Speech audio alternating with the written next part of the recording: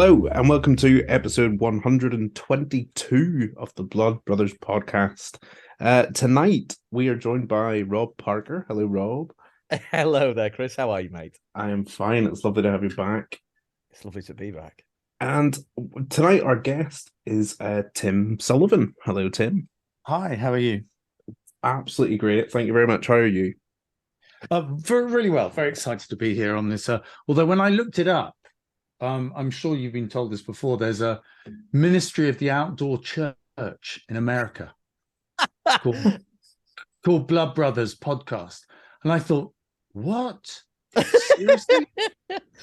Truthfully, I don't think we've had that before, Chris. We have? Yeah, No. So I thought, no, this has got to be wrong. But then I thought, but I am talking about the monk. Have wires got crossed? I mean, who knows how the promotional wheels turn in this mad publishing world that we're all part of. But obviously, it wasn't that. Well, while you've mentioned the monk there, Tim, would you mind telling us a little bit about it, please? Yeah, it's the fifth book in my George Cross series, which comes out on Thursday, and it's kind of the setting of it, the monastery. Is I was for a few years as a teenager. I was an altar boy at an abbey in Hampshire, and it all went really well until one day I accidentally set fire to a surplice with a hot thurible in the sacristy, and I was never allowed to be the thurifer again. But they're such lovely people, and my books the titles are all from who the victim is. And I just thought, in modern life, why would someone want to kill a Benedictine monk who's withdrawn from society, who's devoted his life to God, who's, goes out for a weekly shop, but that's it. And I had no idea who would want to do that. So I decided to find out. I love that. Writing via voyage of not self-discovery, actually, but like literally discovering a story as you go, so to speak.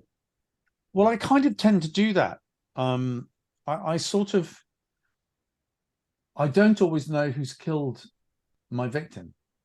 And I think in many ways it makes it fresher for me. But also I've noticed from sort of comments from readers that they feel as though they're on the journey at the same time as George Cross and at the same time as me, and the fact is they are. And I think it can be a bit terrifying. You get to about 55,000 words and you think, shit, I don't know, I really don't know. I'm not entirely sure whether this is going anywhere. Is that because it's crap? But that keeps you on your toes, really. Absolutely. And why is it always about that mark as well? Because it's always that bit where the doubts come in around 55,000, something like that. The sort of like the mid-book slump where it starts to get a little harder for some reason. Is it because maybe the fizz and excitement of writing something new has started to dwindle by that point, possibly? Well, actually, my doubts start before I've started writing the bloody thing. But I think it's because at 50,000 you really feel you've got a book. Yes, that's a good and then you're starting to think, is it any good, this book? And then part of you saying, shut up, just get to the end, and then you can find out. I've read a quote from someone the other day. I think it was Sally Wainwright, the TV writer, who was writing she was quoting someone else who had written a TV script, and they're quite quick writers, and they got to the end of the script and their partner said, what's it like? To which they replied, I've no idea, I haven't read it yet. And I think that's the same with the book. Yeah. I mean, I try not to go back too often at the beginning, because I find you can just rewrite the beginning endlessly in the quest for that opening page. that's going to hook your reader. But sometimes you read back and you go, oh, this is all right. Yeah, no, okay. Yeah, I'd read this, and it's always a bit of a surprise to me. A nice surprise. With the monk then, so you didn't know who was going to be the baddie in this. Was that the same with the books in the series so far? Yeah. So I develop a cast in my head because I come from a film world. So I develop a cast, and then I like to write about the cast. And I don't know if they've done it or not, but they could have. And it's and some of them then couldn't have. But it's that thing of I worry that, because I'm quite new to this crime book writing business, that if I know who's done it, I'll just be so linear, everyone will guess. Yeah, I can understand that. Yeah. It's and in keeping yourself sort of in a state of what if. Yeah, you're sort of preserving that for your readership as well. Yeah, I really don't recommend it. Well, speaking of your background, Tim, if that's okay, I mean, like that, you're looking through your CV and the articles about yourself and all this kind of stuff. Like, what a career, man! It's unbelievable. Like the stuff you've worked on, the stuff you've done. Which do you prefer, writing for screen or writing for the page? It depends what I'm doing. If I'm writing for the page, I prefer writing for the screen. If I'm writing for the screen, I prefer writing for the page. So the grass is always greener. Yeah, like, it's always like, why am I doing this? I should be doing that. But it's a perplexing. It's and it's kind of weird for me because I've kind of come to this late in life, so I feel like a novice, but I know I'm too old to be a novice. There are no benefits of. I remember when I was a very ambitious young man wanting to be a director, and a friend of mine who was senior at Granada TV, I was about 24 or 25, said to me as a joke one day, "Tim, you're getting too old to be promising." And I thought, shit, he's so right. And when you're in your 60s and you start writing crime, there's no time to be promising. I don't know. I love it. I love this. Like, so what inspired you to want to write novels then? I always wanted to find out if I could, because I always thought cleverer people wrote books. And it was weird. It was kind of, if you're a relatively successful screenwriter like I am, what you realize too late is that 80% of your work never sees the light of day. It'll be paid for, most of it, but it'll never see the light of day. I worked on Shrek 4 for a year with Jeffrey Katzenberg, and thought it was a really good story. It was about Shrek going to find his father, was going to be played by Sean Connery. And then a year in, a director comes on board who decides he wants to remake It's a Wonderful Life. And directors, when they come on board projects, bring their writers with them. So in the end, you just get fired. Is that what in the happened? Hollywood way. Yeah. I was talking to name drop a bit.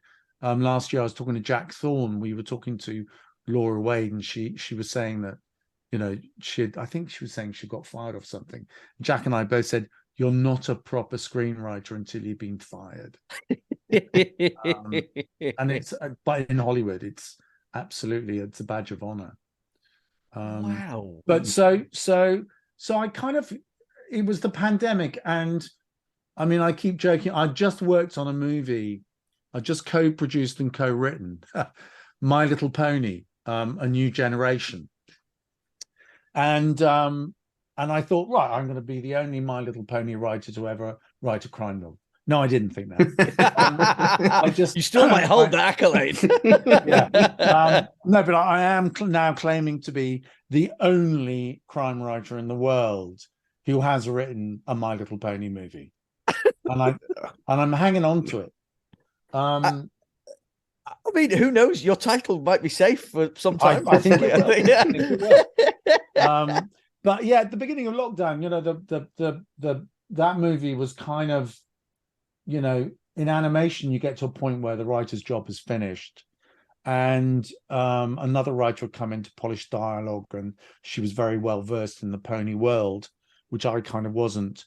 And I thought, well, I'm not going to write another bloody film script, because during the pandemic, what you knew was happening was that every single A-lister writer was desperately writing something that they could sell at the end of when production got back up. Yeah. And it was really weird. I mean, what happened was I wrote 10,000 words, sent it to a friend who's he's a prize-winning novelist, and I said, look, if it's shit, just tell me and I'll stop. And about 2 weeks later, I got this email back saying, fuck you, it's really good. Nice. Nice. So I carried on, but then it was weird because I suppose I was impatient in a way, because I approached a few agents, including my own film agency, and my character is autistic. And I got knocked back by like 3 or 4 agents who all said, oh, publishers aren't going to like the fact that you're not autistic. And I said, what are you talking about? And they said, oh, it's what would they call it? It was neuroscientific appropriation. Yeah. And I just went, they said, no, they'll be worried that the readers will push back. And I said, well, let's find out. No, well, the publishers won't. And so I just thought, sod it. And I did a course on self-publishing. I'd understood that self-publishing was now not a vanity thing anymore. So I did a course. I set a date, and I said, I'm publishing my book on this date, you know, 6 months later. And it was fantastic. You know, it went out on Amazon and people started writing about it. They'd read the book. You know, they'd paid money and they'd read, and this was just brilliant. And then I had a second one, and basically, you know, in this course that I did, the Mark Dawson course, they said, you've really got to have a second book. You want to make your first one free at some point for a little while. So I then decided I'd make it free when The Cyclist came out, the second book. And then by November, I mean, 4 months after I published The Dentist, I had over 200,000 downloads. That is unreal, man. Unreal. It's almost killed Chris. And I've been picked up by Barnes and Noble in the States, who were making me their book of the week and this and that. Whoa. And then they made, if I priced The Cyclist at $2.99, they made it one of the top 25 must-read books of the fall of that year. So I thought this was great. And then my wife said to me, we're both in the film business, she said, this is great. I think this is really good. And I said, I have no idea. Maybe everyone, you know, gets 200,000 downloads, and it's not like our world. And she said, well, you better find out, because I think you need to get some PR. And to cut a long story short, I approached a PR company, then an agent got involved who just saw the numbers, basically. No one could now say, and, you know, I had 5,000 reviews on Amazon by now. And 2 of them have been, only autistic people should write autistic books. And one of them was, my nephew's autistic, he's not like your character. But the rest of them, I've had dozens and dozens and dozens from people saying, my son is autistic, how did you get inside his head? I run a company in Detroit. We have regional offices all over the place. We've got one particularly clever but very difficult employee. Having read your first book, I realize he's autistic. I bought 10 copies for my managers. And you think, oh, and then just a few weeks ago, an email from a woman saying, so great to see a character with autism written properly and as a central character in a novel. By the way, I'm an autistic policewoman in the UK police. That is outstanding. That's like, not that, you know, validation is not even vindication in a way, isn't it, actually? Yeah, but I prefer validation. Yes. Because, you know, I mean, it's kind of, I mean, you know, I think the world is so careful and cautious, rightly in some ways, but not. I mean, I think if, you know, I mean, I've read some autistic characters in fiction that I really don't like. because I did my research properly. I spent 1.5 years researching, and I hadn't stopped. And when I read it, it's for my, and you know, Cross actually fits into a long tradition of detectives on the spectrum. You know, you go from Auguste Dupin to Sherlock, to, I would argue, Hercule Poirot. You know, you would argue these days you would put them on the spectrum. And it informs the way he works. Bloody nightmare for a writer at times, but I think that fear, and I love that you were so convinced about this character and the story that you wanted him to tell that, well, I'm just going to do it anyway. You know, like, I love that grit, and that sort of again, you can see that it's such a sensitive topic, isn't it? What we can and can't write about at times. Recently, I faced this same battle with another publisher on this topic, and I asked, well, how many people who have that condition do you represent? Do you publish? And they said, well, none. And I said, well, who's going to champion, and tell stories about characters like this if you're not giving those voices yourself? If at least that you might have opened the door for whoever knows how many autistic authors and characters to come. I hope so. I really hope so. Yeah, it's brilliant. And I think stories are there to be told as well, aren't they? Absolutely. And if you only, I don't think if you can only write about who you know or what you know, that limits everyone. It's called fiction for a reason. Yeah, it's made up. But with George, I mean, what's really been reassuring and encouraging is that, I've had various people go through all the reviews and stuff, because I don't think it's really healthy for an author to do that.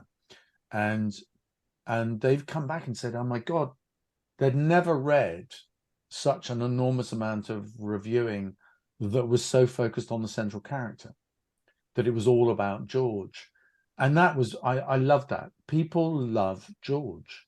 And I think in crime fiction, you've got to have a really, really good, I mean, maybe like stating the obvious, but forgive me, I'm an ingenue, that, having a great central character is so fundamentally important. It's almost more important than the crime. I mean, the two have got to go in tandem, but you've got to have someone you trust, someone you like, someone you want to spend time with, taking you through the novel. Yeah, absolutely agree. Like, some of the best books, if I think back to like 3 or 4 years ago, I can't really remember anything about the story, but the characters, and it's absolutely what you said is true. I was wondering if you'd had that feedback from people at the start saying you can't publish this because you're not like your main character, if you hadn't had your background of like being in the type of business, would you have listened to them, or are you the type of person that would have just plowed on? Good question. I'm not sure. I think if I'd been much younger and I'd been knocked back in that way, I might have just gone, oh, well. But I've written a lot. I've spent the last 30 odd years writing, working with, Hollywood studios who can be really tough taskmasters. So I kind of grown up, and I know when I write shit. Do you know what I mean? I actually know when I write shit. And sometimes it can be really painful because it can overflow me for days. So I knew this was good. I was sure it was good. I didn't know how good it was. I sent it. Well, I used to work at Granada, and I knew Richard and Judy very well. And when they were reporters on the local news program, they were the presenters, and my future wife was the reporter. And so I got in touch with Richard when I'd written the first 50,000 words and said, can you have a look at this? I didn't know anything about the book world, so I knew there was the Richard and Judy book club, and I thought, oh, they can put it in that. I had no idea what that actually meant. Anyway, Richard read sort of 10,000 words and emailed me back saying, look, I'm not sure what to say really, because I thought it would be good, but I didn't know it'd be this good. So that was really lovely. You know, and so that kind of encouragement, you know, that because Richard would tell you exactly what he thought, as I'm sure you know. It would have been, Tim, stick to writing screenplays, love. Don't, you know. But so yeah, I guess I had the confidence in that then. But you know, I was very worried when I published it to see what would happen. But you know, the first one has got 7,800 ratings on Amazon now. Wow. And it's still selling quite well. Amazing. No, it's absolutely brilliant.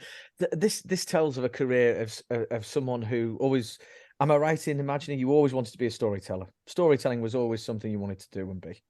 Yeah, I always wanted to be a storyteller, and it's a kind of, I think some people have this, that, I mean, it's really weird because I think you've got to have an ear for dialogue. Having an ear for dialogue is like being an impressionist.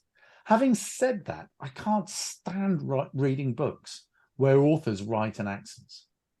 Oh, in accents. Yeah, I see what I you just mean. think, and I'm not going to name one because it's a really famous author. I had to put the book down because it was annoying me so much that I thought, you don't know anything. It revealed to me that this author didn't know much about the characters.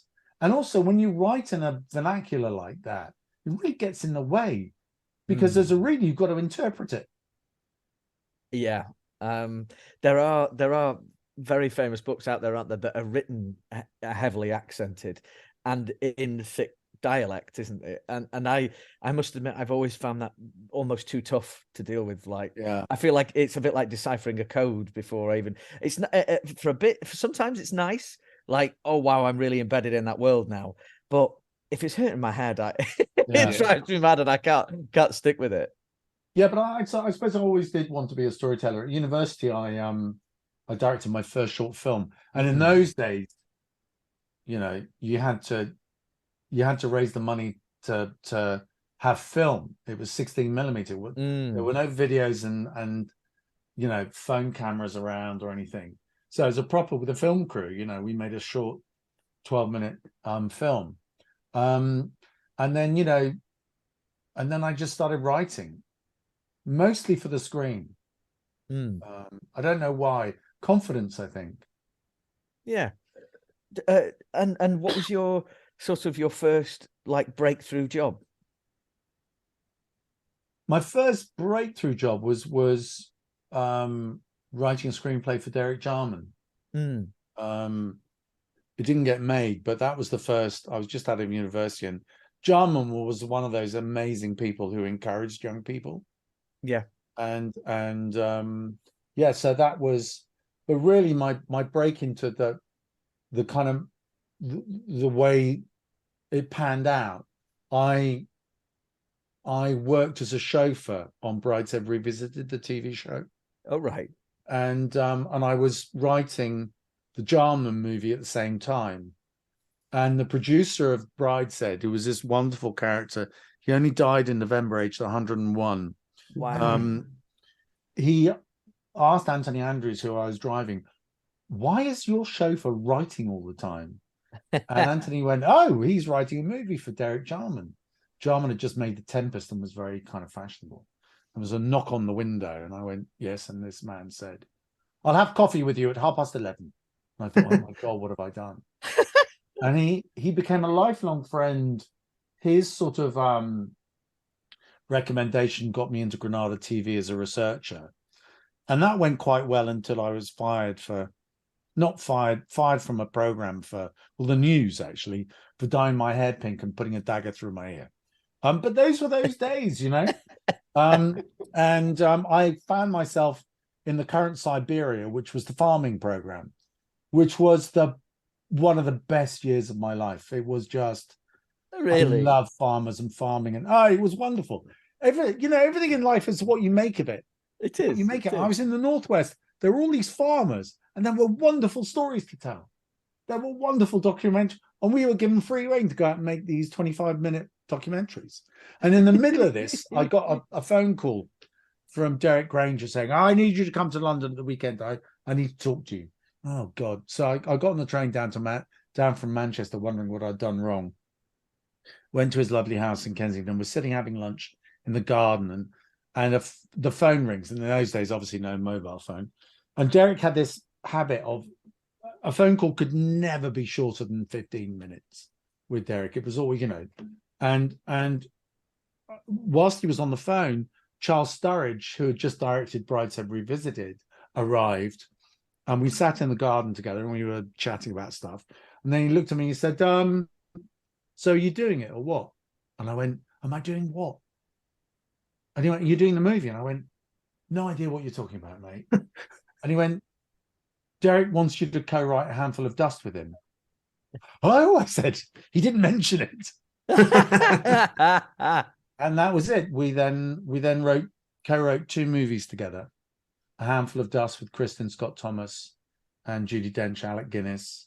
And then Where Angels Fear to Tread, Ian Forster's Where Angels Fear to Tread with Helen Mirren and Helena Bonham Carter. And that was really the kind of start of, by the age of 30, I had 2 produced screenplays under my belt. That is incredible. Yeah. I mean, how involved do you stay? Like, do you go to the set, or sort of once it's done, are you done? It depends on the film, really. On A Handful of Dust, it was really weird. They were shooting in Yorkshire, and I had just spent my first week directing Coronation Street, which both Derek had produced like in the first year of Coronation Street. Charles had directed for a year when he was a Granada. So I popped over to Yorkshire, and this wonderful Duke of Norfolk's place called Carlton Towers. And on the following Tuesday, this was a Saturday. On the following Tuesday, they had the big hunt sequence, which is, they had 50 horse and hounds arriving. And the trouble was, on the same day, they were shooting a really, really dramatic scene about the death of the young son. And Charles couldn't do both. So at the end of this day of filming, they were chatting amongst each other saying, I've approached so-and-so, he can't do it. I approached so-and-so. And they were talking for about an hour. And then Charles turned to me and went, maybe the answer's looking us straight in the face. What are you doing on Tuesday? I said, what? And he said, what are you doing on Tuesday? I said, well, I'm editing Coronation Street. He said, we'll talk to Granada. And on Tuesday, I found myself directing second unit for a movie. and which was fabulous. And it was great. Charles gave me the chance. And I had to do a scene with Angelica Houston. And it's like, oh my God, I have so arrived. It's brilliant. So fabulous. And please forgive us asking about your career. No. I know that's all right. It's not every day you get to talk to someone like yourself who's done the things you've done. And because the next up I was going to ask about was you got to do the writer and director thing with Jack and Sarah. Yeah. And I mean, one of the questions I was going to say was, which do you prefer, directing or writing? Or in this case, was it the ultimate of doing both? It was the ultimate of doing both, really, because it was quite nerve-wracking, but it's a real dream when you see, words that you've written spoken, and the cast I had. Oh, it's insane. Richard E. Grant and Judi Dench, Ian McKellen, Eileen Atkins, and at times they would say words, obviously, because that's what they're employed to do.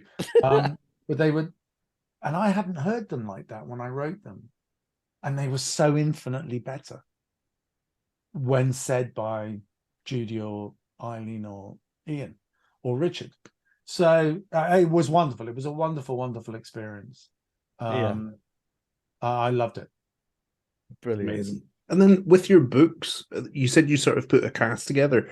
Do you imagine actors as those roles, or are they just in your head? No, I try not to. I really try not to. I think it's kind of foolish because I think it limits you. And also, if you were to make a TV it would be so disappointing if you had someone in your head and you didn't get them. Yeah. And I think it's limiting. I think it's just, you know, I'm often asked, you know, people go, oh, there's got to be a TV series. Well, you know, who knows? I know both sides of the business. It's not as straightforward as, I read this great book, it would make a great TV series. There are loads of them. And there are so many politics involved. Sorry, I can't remember what the question was. I think you've answered about the casting. Oh yeah. No, when I say a cast, what I mean is you know, group of characters. I tend to write in diagrams. I have an A3 pad, and I will write. I'll do maps. I'll do maps of characters, and then I'll imagine how I can join those up, or I'll go back in time. What were these two characters doing in 1992? Ooh, they could have been at university together, or that one's mother could have been his parents' cleaner, and he's yeah, you know. So do you know what I mean? I'm sure a lot of authors do. But I write on a big A3 pad and in different colors, and just kind of I think it gives you the confidence to know that this can go in all sorts of directions, which with the way I write is quite important. Yeah, I suppose it's visualizing the story as well in a way. So another visual tool, a visual aid, isn't it? Like when you're writing like that on a big pad with different colors, and you know, you can see patterns emerging and see things emerging in front of you. And I do it on my iPad now with you know, which works really well because I can then email it to people. But yeah, I think novel writing has to be a very visual medium. I mean, it's funny, when I wrote screenplays, or when I write screenplays, I never go to the cinema because I'm always worried that what I'm watching will infect what I'm writing. But when I write crime novels, I read endlessly. And that is interesting. And you know, and it's good when you read stuff you don't like, because then you can work out why you don't like it. Or you read stuff where you think stuff is missing. And you work out what is missing, what am I missing? And you think, well, I better go back and put a bit of that into my book, because I'm not sure, am I missing that as well? You know, I mean, it's still a real voyage of discovery for me. It's very different to writing screenplays. Would you say you're enjoying that voyage? I'm loving it at times. Oh, good. Yeah. Oh, yeah. At times, yeah. At times, there are times when I just go, oh God, what am I doing? You know, and it's kind of weird, isn't it? When you make a film, or when you make a piece of TV, people watch it and you can see it go out. With the book, it's kind of, you know, unless you're, you know, Richard Osman or someone, you don't see it in every Waterstones you walk into. You don't see it at all. And you think, oh, does that mean I'm not a proper writer? You know, it's kind of, there's a lot to learn. Yeah, on bless Richard Osman, I saw him interviewed recently where he said he didn't, you know, what was he said? He found the whole book world publishing quite easy in comparison. Man, I think that might be Richard Osman and not. Yeah. I think from your lofty perch, Richard. Yeah. You know, I think yes. Dude. Yeah. I think I know what he's saying, really, in that, you know, when you do his job as a presenter of TV, there are so many voices in your ears. There are so many opinions. And with an author, there aren't, you know. And for me, it's like, you know, writing screenplays, particularly in animation, there's a whole committee of people involved, and sometimes you'll get reams of notes that you don't agree with that are a problem. But in novels, you're given so much more independence, and you can kind of you can go off on tangents and people don't tell you off. Yes, no, this is true. Because your 30-second tangent in a book isn't costing $500,000. Yeah, Yeah. yeah. I like that with the writing a book thing. Like, you just like, your agent says, so yeah, we could do with the next draft in about 6 months. So see you then. You sort of Yeah. like left to your own devices for a while. Like, what do I do now? And Yeah, you have to find that self-discipline and self-motivation to do it. yeah. And of course, there's all the solitude as well. Well, I'm kind of used to that. Yes, I yes. mean, you know, lockdown was like, someone said to me when everyone's had to self-isolate, a mate of mine sent me an email saying it was all right for you. You've been self-isolating for the last 20 years. I must admit that the only thing that really changed at home was the 3 kids were home, and that made Yeah. writing a little harder. But Yeah. yeah, it was day-to-day business as usual. Um, with your sort of the titles of your books, when you submit it or sort of floated the idea of the politician, was there any pushback on that? No. No, that's okay. I just didn't know if there. I mean, I think, you know, the reason, you know, these things happen by accident. And so with the first book, you know, I was coming up with various titles. I just didn't like any of them. I just didn't like any titles. And I just thought none of them were remarkable. Most of them were familiar. And so I just called it The Dentist. I was self-publishing. So I called it The Dentist. And people liked the title. And actually, The Dentist is quite a good title. It So is, yeah.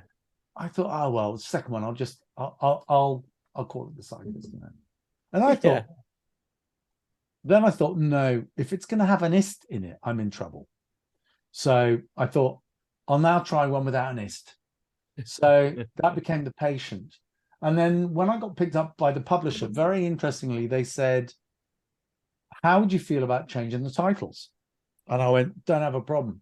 You know, whatever you want, you know, whatever you want to do whatever you want to do. They said, well, you know, we could keep the first 2 as they are. I said, I don't care. You can change those as well. I really, you know, this is all going to just be marvelous. And so they went, okay, well, we're going to change the title of The Patient. And then they came back about 4 weeks later and went, we can't. We're just going to stick with it. And I think that the real danger is not to choose the title with my books, is not to choose the title before the story. So choose the, you know, the monk kind of, well, they all kind of call themselves, you know, in The Politician, you know, she was a local politician. Mm-hmm. Funnily enough, the 6th book is called The Teacher. So I'm killing my first headmaster. And there's more about politics, current politics, in that than there, you know, because in The Politician, she was a local politician. But yeah, I think that's the danger. Don't choose a title because you think it sounds great, and then follow on with the book. It's brilliant. Yeah. Absolutely And brilliant. I mean, you've mentioned The Teacher. Can you tell us anything else about it? I think I know who killed him. Are you still writing it, are you? Yeah. All right, okay. Because I was going to say, because the cover is up there with the release date and everything. That's just, I know, but the release date's not till next January. It is but true. I am finishing it in the next 2 weeks, so I'm told. It's a mad world, the publishing industry, isn't it? It's a mad old business. Yeah, I mean, it seems to, yeah. I mean, I'm really loving it. You know, I'm loving doing stuff like this. You know, when you write screenplays that you know a few aren't being made. No one's going to talk to you about a screenplay that isn't being made. Yeah. And I wrote a movie called Letters to Juliet with Amanda Seyfried and Vanessa Redgrave, and I went over to the premiere in Hollywood. It was at the Chinese Theatre. You know, I mean, God, I've arrived. I'm on Hollywood Boulevard. I'm at Grandma's Chinese. I've got a limousine driving me there. The limousine picked me up early. We were too early, so we were slightly unglamorous. We were parked in an underground car park for half an hour, waiting to do the red carpet.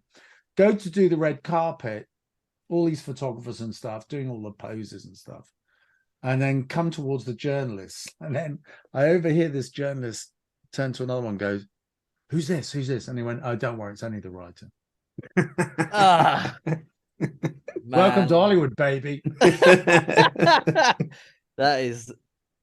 I mean, yeah, that I'll be thinking of that for some time, because I think that's how a lot in life, in a lot of ways, isn't it? With the storytellers, sometimes there's not enough credit given to the storytellers.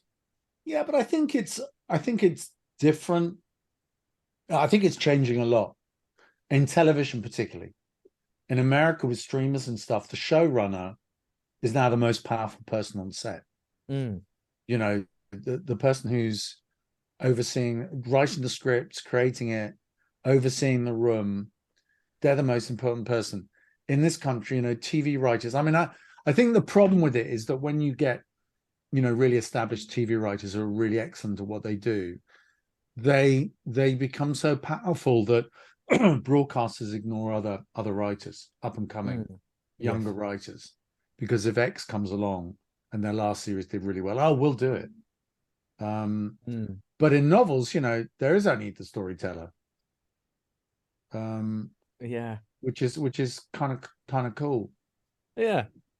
It's usually at this point, Chris, isn't it, that I ask what we're all reading, isn't it? It is, yes. Yeah. So, Tim, what are you reading at the moment? What am I reading at the moment? I am reading. I've only just started reading it. Hang on, I have to look it up on Amazon because my books are downstairs. I only started reading it last night. Your orders. There we go. I'm reading Oxblood. Oh, by Tom Benn. Yeah. Yeah, I was very lucky enough to interview Tom Benn when Oxblood came out. What a original voice he is. Great voice. And, you know, I was really relieved when I read an interview with him saying it took me 8 years to write. And I thought, thank Christ for that. because, you know, it's a very, you know, it takes a while to get into, but I, you know, I loved it. I'm loving it. I mean, the books that I've read recently that I've really rated highly were Vine Street. Yeah, firm favorite. Yeah, he's we've managed to interview Dom a couple of times. That book is outrageous. No, it's brilliant. And have you read Damascus Station? No, I haven't actually. Really recommend that. Damascus Station. Let me get that in really my notes great here. book. But yeah, I've you know, I'm trying to think what else I've read. Is that David McCluskey? Yeah, David McCluskey, yeah. Excellent. I read the Strange Sally Diamond. Really enjoyed that. Yeah. I mean, I'm reading quite a lot, but what are you guys reading? Chris, would you like to take this one? Yeah, well, I've been on a little roll.